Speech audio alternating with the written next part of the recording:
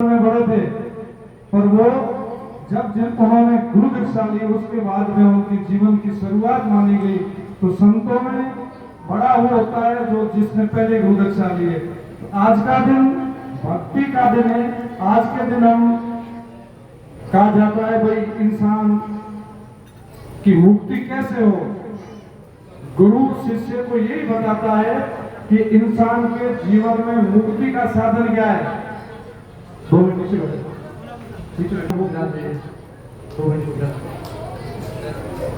हम रचना कैसे करें, उनका भजन कैसे करें।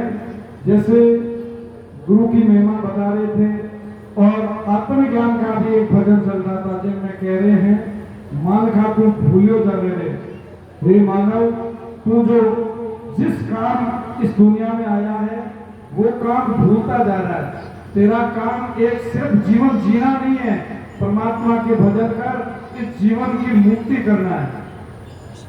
तो अपने को गृहस्थी जिंदगी के साथ साथ में 2 दिन जितना समय मिले, सुबह शाम जितना हमें समय मिल सके परमात्मा के भजन करने चाहिए।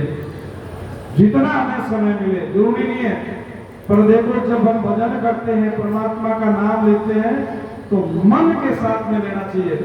एक ही क्लास में बैठने वाले 100 बच्चे होते हैं, एक बच्चा 99% मार्क्स लाता है और एक का फेल हो जाता है। कारण वही होता है जिसने भाव से पढ़ा है उनके परसेंटेज ज्यादा रहे हैं। तो हर इंसान का यही बात है। हम सत्संग में आए हैं, आज गुरु पूर्णिमा है, गुरु के दर्शन करने के लिए हर शिष्य अपने गुरु के पास जाता है, तो उसमें मर्यादा भी रखनी है। हम 2 मिनट भाव से सत्संग सुने, गुरु के प्रवचन सुने, गुरु के दर्शन करें और उसके साथ साथ में सबसे बड़ा होता है नियम। हम आदर्श व्यवस्था कैसे बना के रखें। गुरु के दर्शन करने जा रहे हैं और वहां हम व्यवस्था नहीं, अनुशासन में नहीं है तो क्या बात। तो आपने को इस बात का भी पूरा ध्यान रखना चाहिए। गुरु पूर्णिमा का जो दिन है वो गुरु और शिष्य का एक परम पवित्र दिन है। उस दिन को हम भावना के हिसाब से एंजॉय के लिए नहीं आना चाहिए, सिर्फ भावना भाई गुरु जी के दर्शन करेंगे। और ऐसे प्रोग्रामों में एकदम छोटे बच्चों को साथ में कम लाने का प्रयत्न करें ताकि व्यवस्थाएं बनी रहे और हम 2 मिनट भगवान के भजन सुन सके, गुरु के आशीर्वाद ले सके। तो मैं कहता हूं कि गुरु के बगैर धर्म शास्त्रों में लिखा है गुरु के बगैर कोई जीव की मुक्ति नहीं होती। नारद जी बहुत बड़े विद्वान, बहुत बड़े महान संत और तपस्वी हुए, पर उन्होंने कभी किसी को गुरु नहीं किया। एक दिन भगवान विष्णु जी की सत्संग में गए, बहुत सुंदर तंबूरा बजाते और सुंदर भजन गाते। भगवान विष्णु जी ने पूछ लिया नारद, आप जैसा महान विद्वान कोई दुनिया में नहीं हो सकता, पर आपके गुरु कौन है। नारद जी ने कहा मैं मठलोक में गया, सब जगह मैंने भेंट वार्ता की, पर मेरे से बड़ा कोई ज्ञानी मिला नहीं, इसलिए मैंने किसी को गुरु किया ही नहीं। तो भगवान कहते हैं ऐसे तेरी मुक्ति नहीं होगी।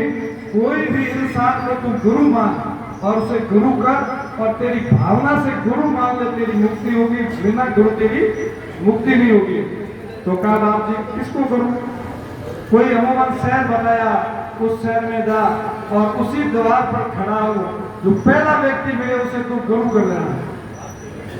गुरु भगवान विष्णु के कहे अनुसार नाथ जी महाराज कोई शहर में गए, वहां जाके खड़े हुए प्रभात में पहला व्यक्ति कौन मिला, कालू की, जिनका काम मछलियों को निकालना, मांस बेचना, इस तरह के काम थे। अब नाथ जी ने विचार किया हो सकता है महाराज की भी गलती हो गई हो, आज छोड़ो कल देखते हैं। 7 दिन करते हैं ऐसे, 7वें दिन वो कालू कीर के चरणों में पड़ते हैं, कहते हैं मेरे भाग्य में आप जैसे गुरु लिखे। और कालू कीर को कहते हैं मैं आपका शिष्य बनना चाहता हूँ। कालू कीर कहता नहीं महाराज आप संत हैं, आपको संत महात्मा दे के गुरु करिए, मेरा काम तो जीवन जीना है सिर्फ, बाकी मैं ज्यादा जानता नहीं हूँ। पर उन्होंने हट किया तो महाराज वो तो साक्षात भगवान देव विष्णु जी का एक दृश्य था और उन्होंने गुरु किया। गुरु करके वहां से निकल गए, पर नाथ जी की आत्मा की संतुष्टि नहीं हुई। गुरु तो कर लिया पर आत्मा में संतुष्टि नहीं हुई। वो भजन करने निकल गए, घूमते घूमते 12 साल से वापस भगवान विष्णु जी के पास आते हैं। भगवान विष्णु जी पूछते हैं कि भाई आप गुरु महाराज कैसे हैं?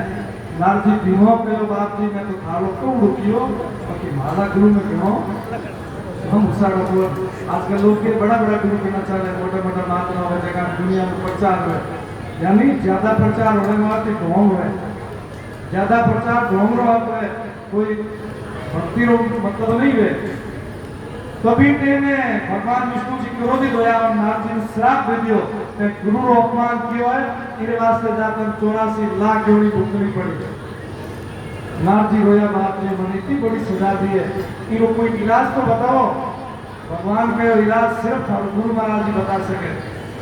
नारद जी पास आ गया, गुरु महाराज ने चरणों में पड़ा और कहो बाप जी मान आप में अपमान कियो गलत शब्द कहो भी वास्ते मन श्राप लाग्यो और आप मेरे इस श्राप को निवारण करो। कालू की कहवे गुरु महाराज कहवे तू विष्णु जी के चरणों में पड़ी और कहते प्रभु आप 84 लाख योनि वह कड़ी कम से कम बताओ तो सही। और भी टाइम मेरे मुंह जब 84 लाख योनि मार रहे भी टाइम में तुम चरणों में लिख जा दे ताकि तेरी 84 पूरी हो जाए। तो गुरु महाराज ने कपड़े अनुसार भगवान ने को गया, भगवान ने कहे बाप जी 84 लाख योनि वह कड़ी है। भगवान के यो कोई 84 लाख योनि बता सकूं इतनी मोटी पृथ्वी है कोण तो सको। भगवान विष्णु जी कोण लगा ते नदी में निकल लगा कयो करेगे कि 84 लाख योनि भुगतू यो कोई 84 लाख योनि भुगती है के बाप जी भाई 84 थारी ठाल दिए नाई 84 थारी है। भगवान पूछो तुम्हें की बात होना ही कर के बाद गुरु महाराज बताई दीने वास्ते नाथ जी कहे भगवान विष्णु जी कहे आई तो गुरु में ताकत है, गुरु चाहे तो आपने चेले रो केड़ो भोलो बंदा कर सके और गुरु के बगैर जीवन में कभी मुक्ति नहीं है और गुरु की कभी निंदा नहीं करनी चाहिए, हिंगो बड़ो पाप है।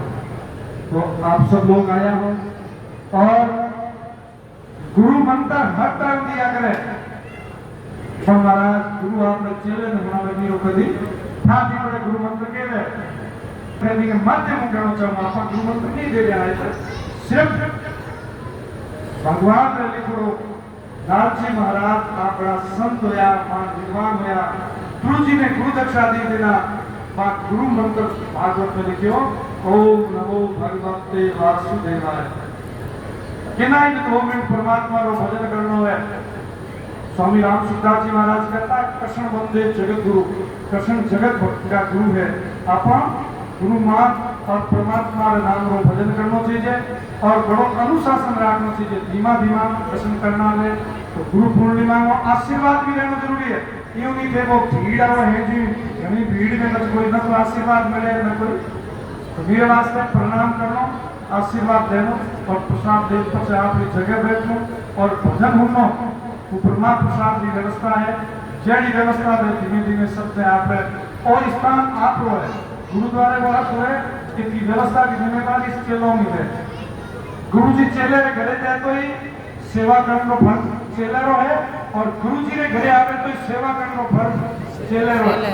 गुरु जी दो ही जगह सेवा नहीं करना वो ध्यान रखना ओ हो पता है कि भाई कितना यार आज गुरु जी सेवा करियो कभी सपनों नहीं रखना और फर्ज थारो और गुरु जी के व्यवस्थाएं बना रखना।